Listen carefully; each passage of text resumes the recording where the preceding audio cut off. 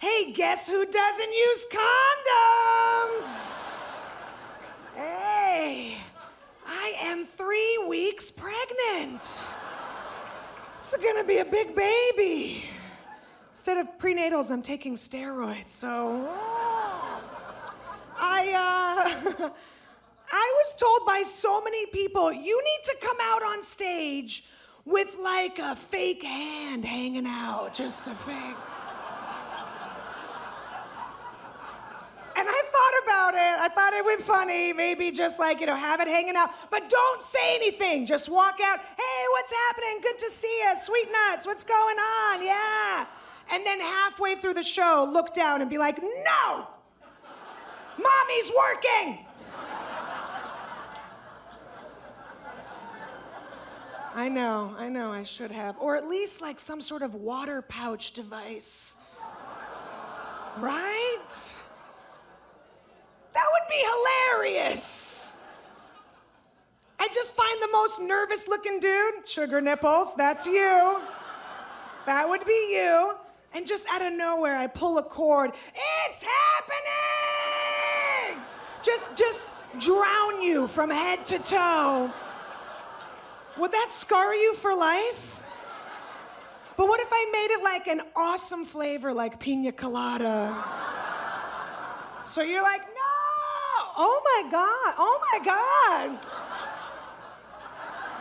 This is amazing. I already have a 4-year-old, so this is numero dos. Because it might be Mexican. We're gonna find out soon. We will see. We will find out. I'm excited.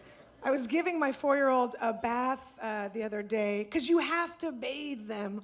Ugh. Every day, or they will take the baby away from you. So I'm giving him a bath, front to back. I'm not an animal, front to back.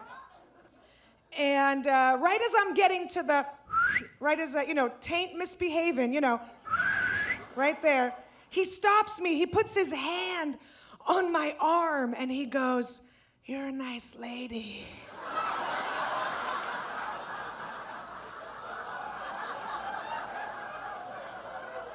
Do you know how uncomfortable it is when you have your hand between someone's butt cheeks and they wink at you and go, "You're a nice lady"? I felt so cheap in that moment. Like he had hired me off of Craigslist. I feel a little guilty because with number one, you spend so much time trying to connect with the baby. You start talking to the baby. I was in prenatal yoga, I was in Warrior 2. And I was meditating, and I was playing classical music so that it goes to a good junior college.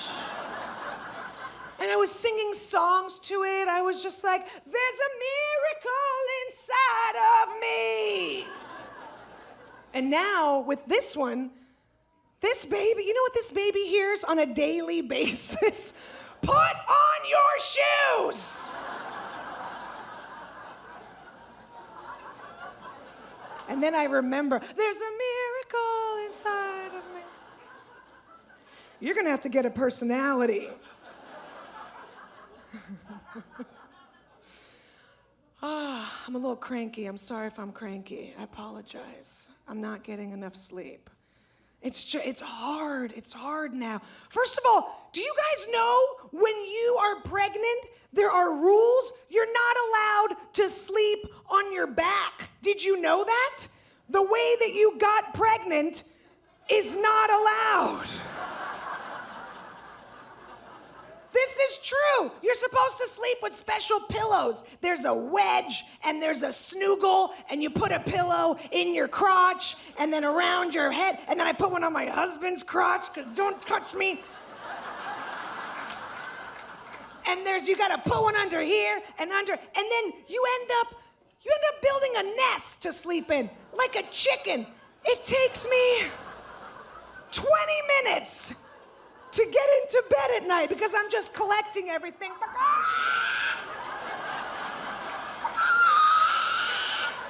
Just collecting my nest.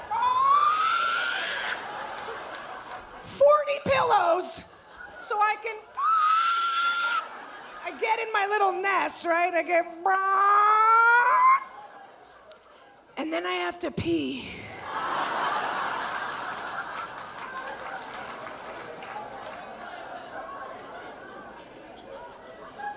So I get out of my nest, and then I'm not getting enough sleep. My kid, all of a sudden, out of nowhere, 5 o'clock in the morning, he wakes up.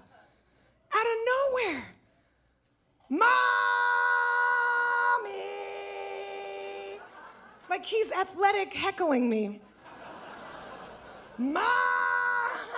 Easy out! So I go down to his room. It's 5, it's still dark. I try to convince him it's still nighttime. Right? I go back to sleep. Look, it's still nighttime. It's the middle of the night. Go back to sleep. And he goes, no, it's not. It's time to wake up.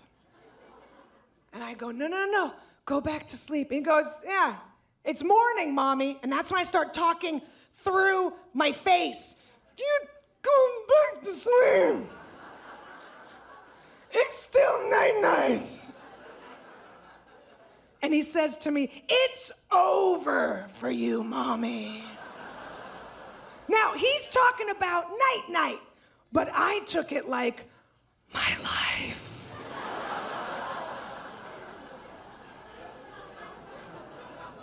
I get back to my room, right?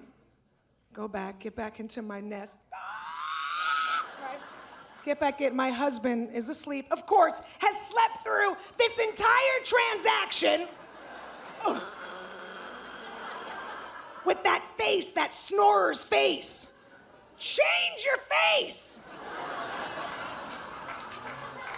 It can't be the same face day in and day out. Change your face. Put on a funny hat or a silly bow tie or something. Just, And he knows I can't sleep with any extra sounds. He knows this. And I feel like he's doing it on purpose. I feel like he's snoring to break my spirit to live. I'm one of those people, I need complete silence.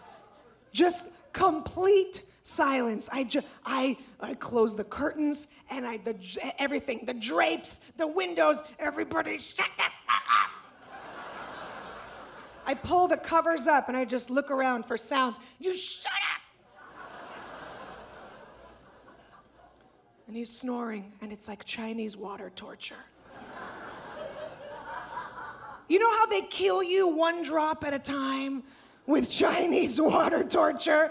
You know, it's like drip, drip. Well, that's it.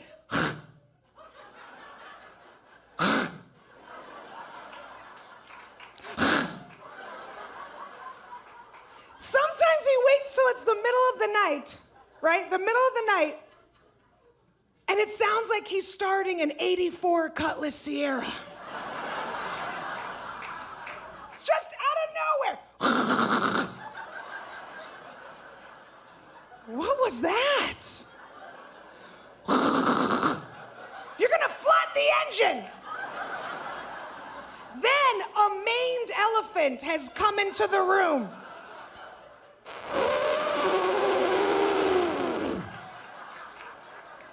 What end did that come out of?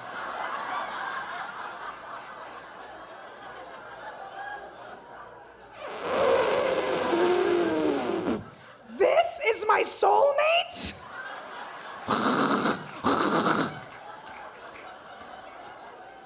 What kind of jacked up soul do I have? This. A friend of mine said, you gotta take him to a doctor. I said, I gotta take him to a mechanic.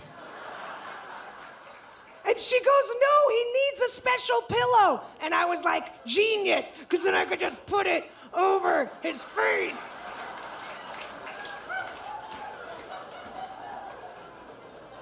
Do you know what's even more frightening?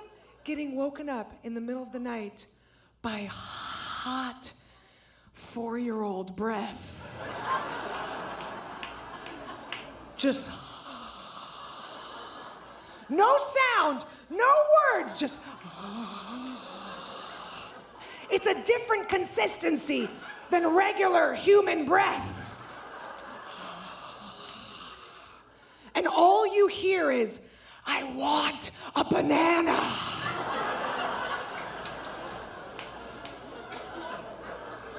So I nudge my husband, go get the kid a banana.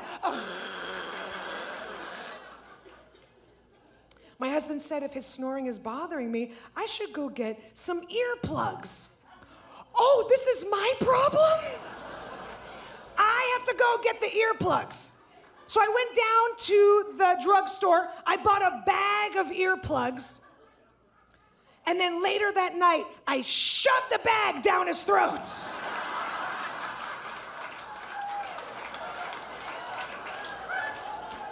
So then he goes, all right.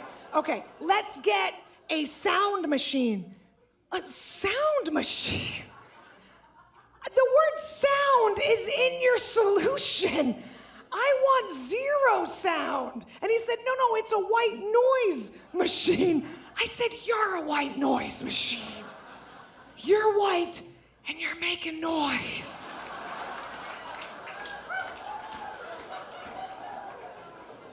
He bought it anyway. He went and got one. He sent it to Amazon. Have you guys ever been to the Amazon? It's not a peaceful place. It starts off nice, right? It starts off, it's like, and then it takes a terrible turn. Then poachers have arrived. Because out of nowhere, somebody is fisting a baby gorilla.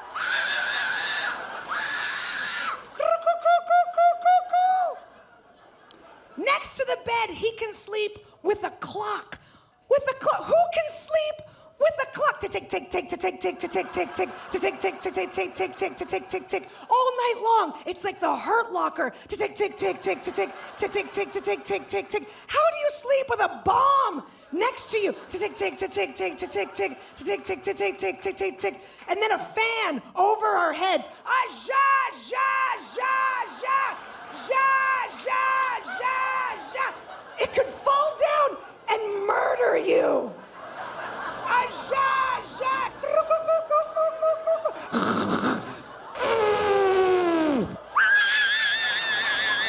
Tick, tick, tick, tick, tick, tick. I want a banana.